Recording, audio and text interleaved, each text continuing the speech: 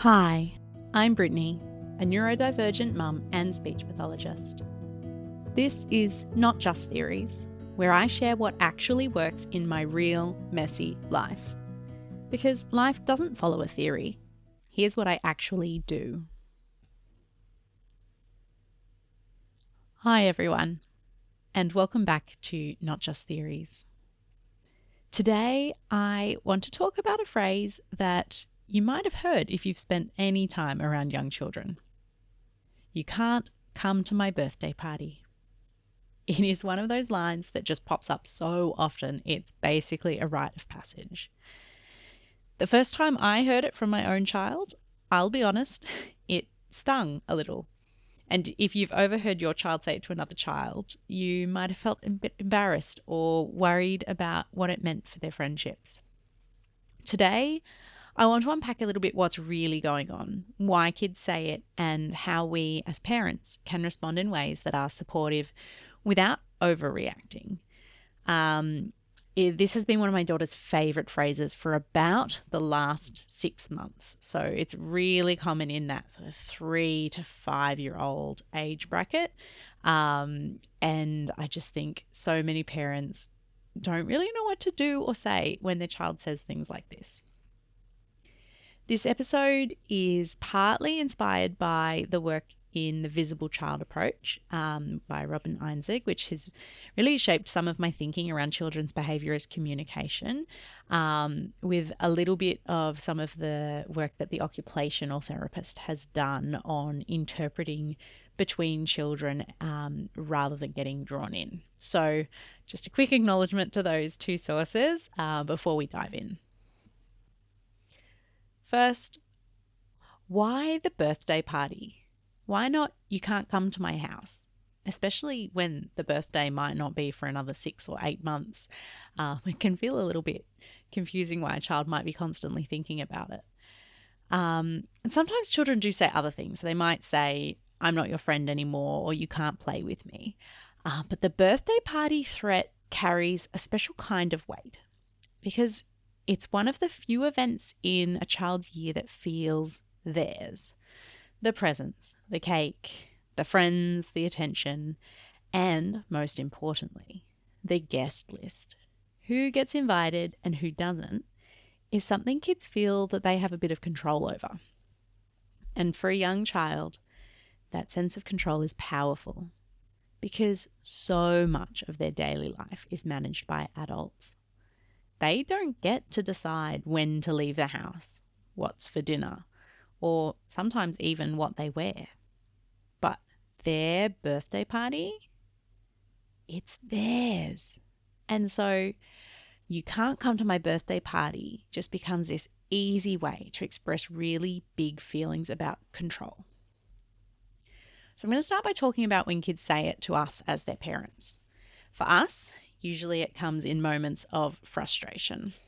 We've said no to another episode of Bluey, or we've reminded her to brush her teeth, and then just bam, you can't come to my birthday party. For a period of time there, we were even uninvited from our son's first birthday party because that was the next big birthday party coming up. And it was, honestly, we couldn't do anything without being uninvited from this party. And logically, she knew that without us, there was no birthday party for her brother. But in that moment, it felt like this feeling that she just had to tell us how frustrated she was. And as a parent, my first instinct was actually to feel quite hurt or even a bit defensive. The first few times she said it, I did respond, I'm not proud of this. I said, well, fine, then there won't be a party.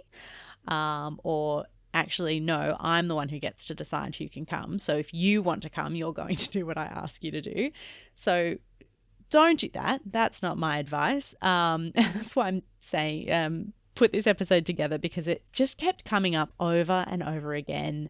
And I knew the way I was responding just wasn't working or helping. So I did a little bit of research into it and started thinking about what was actually happening.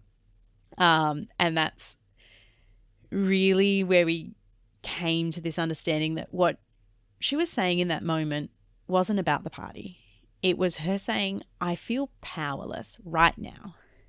And I want to remind myself that there are some things I do get to control. So when I responded by actually enforcing that even I was in control of the birthday invitation list for her own birthday, I was really making her feelings of overwhelm and powerlessness stronger and making it even less likely she was going to do the thing I'd asked her to do, or even less likely that we were going to escape without a major tantrum after saying no to more Bluey. So by acknowledging that sort of underlying message, you could see where my instinctive responses were making things worse. So how should we respond? Well, you definitely don't need to debate it, and you don't need to secure your spot on the guest list. A calm, simple response might be something like, it sounds like you're feeling upset. I'm still your mum and I love you. Or even just, I hear you're upset. Then move on. You don't need to make it bigger than it is, or give your child more power than they need by getting upset yourself. In fact, that could confuse and upset your child more. Respond to the underlying message, not with the hurt feelings it prompts in you. If you find your own emotions rising and the temptation to say, well, without me, there is no party, or, well, I won't buy you a birthday present then.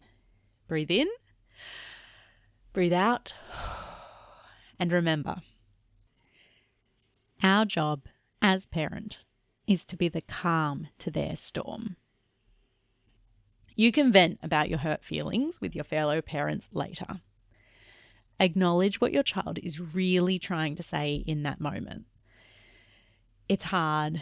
It's been a big shift for us, but this wasn't a one-off statement that she did. This was something that was happening over and over again. So we've had a little bit of time to think about how we actually want to respond for future times. So it's with things like this that are repetitive, it's actually often easier to come up with an ideal solution that works for your child because you get so many opportunities to practice. We've tried a few different ways, and for us, actually, the best thing is just to say, because our daughter doesn't deal really well with being told what her emotions are. Some children apparently do. She doesn't. So for us, the simple is the least likely to amp her up more. That's for when they say it to parents. We can learn to respond in a way that might not amp up the situation more, that acknowledges the underlying message. But what about when your child says it to another child? They might be doing it at preschool or the playground and, suddenly they announce in the middle of playing, you can't come to my birthday party. And this can be really uncomfortable because exclusion is painful to watch. But remember, for young kids, this is just an experiment with social power more than it is true malice. They're not planning months ahead to curate a guest list and deliberately excluding a child for months and months on end. If they are, please disregard this podcast. That is not what this is about. This is for the children who are expressing a feeling in the moment. If you're nearby and you really want to do something, you might gently step in and say something like, sounds like you're upset with your friend. Can you tell them what you need right now? Or model alternatives for them. Instead of saying they can't come to your party, maybe you can say you need a turn on your own. So the goal isn't to shame the child for what they've said, but to give them new language for the feeling underneath. For the child on the receiving end, if they're quite upset and they need that adult support, you can validate gently. That sounded hurtful. Sometimes friends say things like that when they're upset. So this is helping both children learn without making that birthday party comment into an even bigger drama. You're simply acting as an interpreter of the underlying messages and feelings rather than getting bogged down in what was actually said. But it's important to know that this stage is normal, and most of the time you probably shouldn't say anything at all.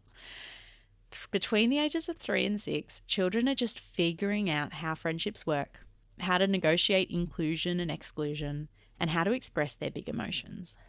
Them saying, you can't come to my birthday party, is just one way of trying on those roles.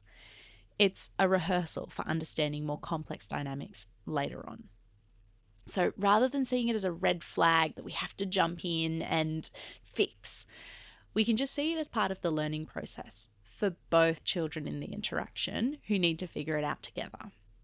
That other child might say it straight back, or they might roll with it, or they might argue, or they'll play with someone else. If they're looking to the adults near them, that's when you might take that opportunity to interpret. But sometimes I think parents feel that need to jump in because of the feelings that are happening in them, rather than because that's actually what the children need in that moment. And it can really rob kids of some of that opportunity to learn and practice and develop based on sort of feedback in the real world. So I think if you really find yourself constantly wanting to jump in, taking a bit of time to do some research about child development and the importance of some of that uninterrupted social dynamic play, and just focus on being that safe harbor in the storm for the children. So if they are getting too worked up, if they are getting upset, if it's going to turn into a physical fist fight, then that's when you either step in or just make sure you know that those children know you're there to come to if they need that support. But letting them have a few little power spats is how we practice these skills and how sometimes we learn what not to do by doing it, and then having that child run away and not want to play with them anymore. Your child might realize, oh, when I uninvite children from my party, they don't want to play with me anymore. Kids' friendships are so fickle. Between 3 different days, someone might be their best friend, uninvited to their party, re-invited to their party, back to being the best friend again, back to someone they never ever want to play with and their worst enemy. And by taking that seriously, you can turn it into a much bigger thing than it actually is. So, what can we actually do in practice? I mean, the main thing is keep that long view in mind. Kids will grow out of this stage. It's an important stage. They are learning from it. If you really feel the need to do something, though, the best way to do something is model alternatives. Teach your kid phrases like, I want to play something different, or I need some space right now. And not doing that in the moment, if you can. Trying to do that through role play or time at home so that your child just has those words in those key situations. Match your response to the timing. If your child's birthday is 6 months away, you can keep it light. If it's next week and invitations are going out today, well, it's probably a chance to talk a little bit about kindness and inclusion in a more concrete way. Generally, you can use stories or books about friendship to talk about how words affect others. And above all, remember, our role is not to police every phrase, but to help our kids build a growing toolbox of ways to express themselves. So, next time you hear those words, you can't come to my birthday party, try to listen past the sting. Underneath, your child is usually saying, I feel powerless. I want some control. By staying calm, not taking it personally, giving them new language instead, we're helping them learn. Thanks for joining me for this episode of Not Just Series. If this resonated with you, I'd love it if you could share it with someone who needs it. Perhaps your mother-in-law got upset last week when your child told her she wasn't his best friend anymore, and you'd gently like her to learn not to take it too personally. Share this episode with her. It might just help get the message through. I'd also love if you could leave a rating or a review wherever you listen to podcasts. It helps others find the show. Next week, I will be starting a mini-series on vocabulary, taking it from the theory that I use in my language therapy sessions, all the way through into books and play at my home with my own kid. So if that's something you're keen to hear more about, make sure you subscribe so you don't miss it. Until next time, take care. And remember, our kids are always showing us what they need. even when their words don't sound very kind.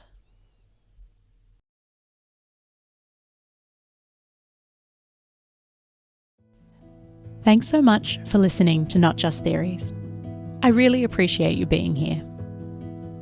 If this episode resonated with you, the best way to support the show is to follow, leave us a rating or review, or just share this episode with someone else who you think might find it comforting or useful.